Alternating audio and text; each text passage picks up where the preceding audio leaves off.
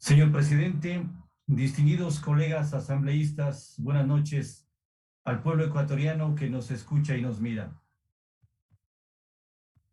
Este día hemos escuchado de parte de un exfuncionario de la Contraloría General del Estado expresiones de ética y de moral, pretendiendo dar lecciones al pueblo ecuatoriano y a la Asamblea de cómo debe actuar un funcionario que está al frente de una institución tan importante. Los ecuatorianos que estamos siguiendo de cerca, jóvenes, niños, no escuchen esas expresiones y esos consejos de moralidad, porque quien debió cumplir a cabalidad con ese papel lo hizo a la inversa, desacreditando, deshonrando a una institución de las más preciadas que puede tener un país democrático como es la Contraloría, custodio de los bienes, de los recursos económicos del pueblo ecuatoriano. Se ha pretendido descalificar a la Comisión de Fiscalización, pretendiendo hacer aparecer como que existe una vulneración de derechos, de que no se ha garantizado el debido proceso, de que se ha inobservado la seguridad jurídica. ¿Quiere hablar en derecho este exfuncionario? Con mucho gusto vamos a hablar en derecho, porque así tenemos que aterrizar y en buena hora. Colegas asambleístas, que ya hemos centrado nuestra discusión, nuestro análisis, nuestro debate en los puntos de derecho de los cuales estamos obligados a hacerlo en este juicio político. Inicia este juicio político con la denuncia presentada por el colega asambleísta Juan Cristóbal Lloret. Hay un primer filtro que es el CAL, que procedió a calificar este juicio político. Pasa a la Comisión de Fiscalización y Control Político, de la cual formamos parte 9 asambleístas de diferentes tendencias y orientaciones políticas, pero nunca anteponemos nuestras posiciones políticas, sino el bien del país fundamentalmente. Se procedió a calificar y se les concedió, en base al debido proceso, los 15 días plazo para que presenten las pruebas de descargo y de cargo a las partes involucradas. Se aperturó los 10 días de prueba, que se los evacuó con testimonios, con prueba documental. Y ya para terminar el informe se presentó el impasse de que nadie puede ser responsable, ninguno de los colegas asambleístas de la Comisión de Fiscalización. Eso es actuar con responsabilidad, con seriedad. Posteriormente a ello, se presentó el informe de posiciones, que es el que la semana anterior, el miércoles, el Pleno de la Asamblea conoció y se pronunció por unanimidad sobre el juicio político. ¿Cuáles son las causales para que el pueblo tenga contexto de lo que estamos debatiendo aquí en la Asamblea? La primera, que el funcionario Pablo Celi de la Torre ejerció el cargo sin soporte legal constitucional alguno. Sobre esto se ha argumentado varios temas. Y no nos conviene a nosotros a estas alturas el cuestionar o el avalar o el negar o quitarle el contexto constitucional y legal a las actuaciones del Consejo de Participación Ciudadana Transitorio. Hubo un mandato y ese mandato fue ratificado por el pueblo ecuatoriano.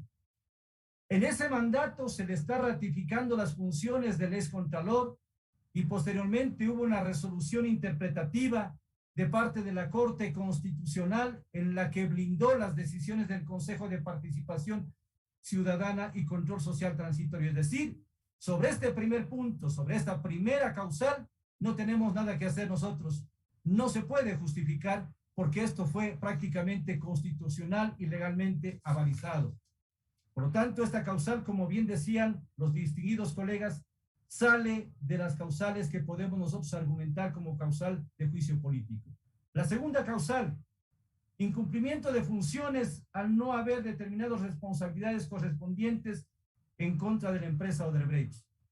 Aquí tenemos la primera razón de que se motiva el juicio político, porque siendo este funcionario el garante de velar por la contratación transparente, que sea totalmente apegado a la Constitución y legal, solamente para tapar sus irresponsabilidades, estableció presunciones de responsabilidad en contra de ciertos funcionarios y no lo hizo en contra de la persona jurídica Odebrecht, que es la principal responsable de esta debacle de corrupción en América Latina, porque todos los países han estado lastimosamente contaminados de estos actos de corrupción.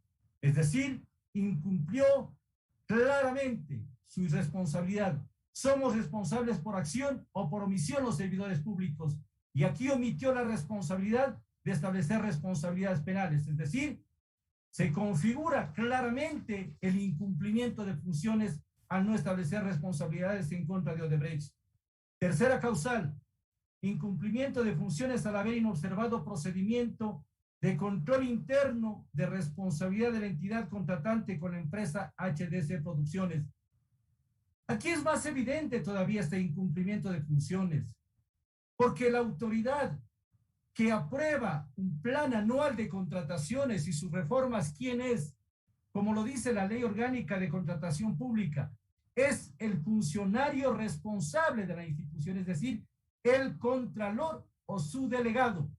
Y si delegó, no le exime de responsabilidad porque tiene los efectos como que los hubiera realizado él mismo. Así lo establece el artículo 22 y el artículo 25 de la Ley Orgánica y del reglamento a la Ley Orgánica de Contratación Pública. Es decir, este funcionario, para contratar con HDC Producciones, permitió una reforma al plan anual de contrataciones que se lo hace en el mes de enero durante los primeros 15 días, y lo que hizo es cambiar al final casi del año para justificar esa contratación de $1.150.000, delegando estas funciones. Él aparece como defensa a su favor de que él no firmó, de que él no contrató, pero es el responsable directo como máxima autoridad de la institución el velar porque el PACSIA, el Plan Anual de Contratación, se ancle al Plan Nacional de Desarrollo. ¿Y qué beneficios generó para la institución o para el país este evento de talentos musicales, de talentos culturales al que nosotros le respetamos y debemos apoyarles, pero no puede gastarse infamemente estos recursos económicos? Así es como se despilfarró estos recursos económicos, incumpliendo una función clarísima al no establecer un control interno de sus funciones. Cuarta causal, la interferencia en la competencia de la función electoral. Se pretendió, a través de la presión a los vocales del Consejo Nacional Electoral, bajo amenazas de destitución y bajo amenazas de sanción, eliminar u objetar la legalidad de los movimientos políticos Justicia Social, Podemos, Libertades Pueblo y Fuerza Compromiso Social, desviando las principales responsabilidades que tenía que cumplir este mal funcionario. Pretendió interferir en la función electoral. ¿Quién le otorgó esas facultades, esas atribuciones? No las tiene. Ahí hay otro incumplimiento de funciones.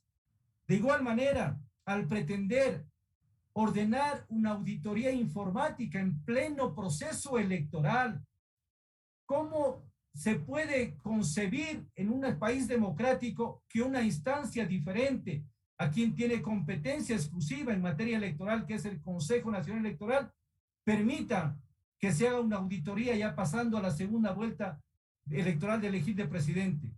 Es evidente entonces que tenía direccionamiento para interferir en una función clara del sistema electoral. Por lo tanto, la última causal que se habla de delincuencia organizada, nosotros dejamos como Comisión de Fiscalización responsable y garante del debido proceso de seguridad jurídica, no pudimos analizar y calificar esto porque no es nuestra competencia.